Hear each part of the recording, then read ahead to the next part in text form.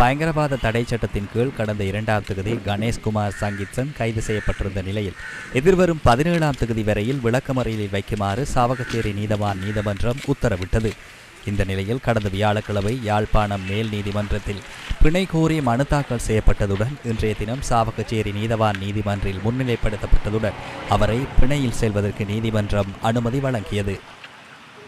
குறித்த வழக்கு அழைக்கப்பட்டிருந்த பொழுது வழக்கு தொடர்பான போலீசார் குறித்த சங்கீத்சனது வழக்கு தொடர்பிலே தாங்கள் சட்டமா அதிபர்களிடமிருந்து ஆலோசனை பெற்றிருப்பதாகவும் குறித்த ஆலோசனையின் அடிப்படையில் குறித்த வழக்கு பயங்கரவாத தடை சட்டத்திலிருந்து நீக்கப்பட்டு இலங்கை தண்டனை சட்டக்கோவையின் பிரிவு 120 கீழாக சாதாரண ஒரு குற்றவியல் வழக்காக தாக்கல் செய்ய இருப்பதாகவும் அது தொடர்பிலே தங்களுக்கு சட்டமா அதிபர்களிடமிருந்து அறிக்கை ஒன்று கிடைக்கப்பட்டதாக பொலிசாருக்கு அனுப்பப்பட்ட அதே அறிக்கை கௌரவ சாவகச்சேரி நீதவானுக்கும் சட்டமா அதிபர் திணைக்களத்துக்கு அனுப்பியிருக்கப்பட வேண்டும். குறித்த வழக்கு தொடரப்படவிருப்பதாக தொடர்பான அறிக்கை நீதிமன்றத்துக்கு கிடைக்கப்படவில்லை என்பதன் அடிப்படையில் கௌரவ நீதவான் அவர்கள் ஏற்கனவே விளக்கமறியல் தினமாக வழங்கப்பட்டிருந்த 6ஆம் மாதம் 17ஆம் தேதிக்கு குறித்த வழக்கை ஒத்தி வைத்திருந்தார்.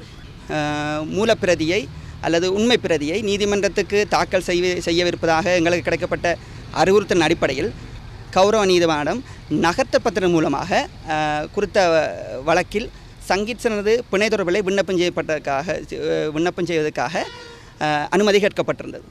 குறித்த வழக்கு பின்னவும் மீளவும் கௌரவ நீதிவான் அவர்களால் எடுத்துக்கொள்ளப்பட்டு போலீஸ் குற்றத்தரப்பு போலீஸ் மற்றும் சிரேச போலீஸ் தோன்றியிருக்க குறித்த அறிக்கை அவர்களால் சட்டமா அதிபர்களினால் வழங்கப்பட்டிருந்த அறிக்கை அவர்களால் நீதிமன்றத்துக்கு வழங்கப்பட்டதன் அடிப்படையிலும் சட்டத்தரணிகளால் செய்யப்பட்ட விண்ணப்பத்தின் அடிப்படையிலும் ரெப்பாடகர் சங்கீத்சனுக்கு இன்றைய தினம் பிணை வழங்கப்பட்டிருக்கிறது.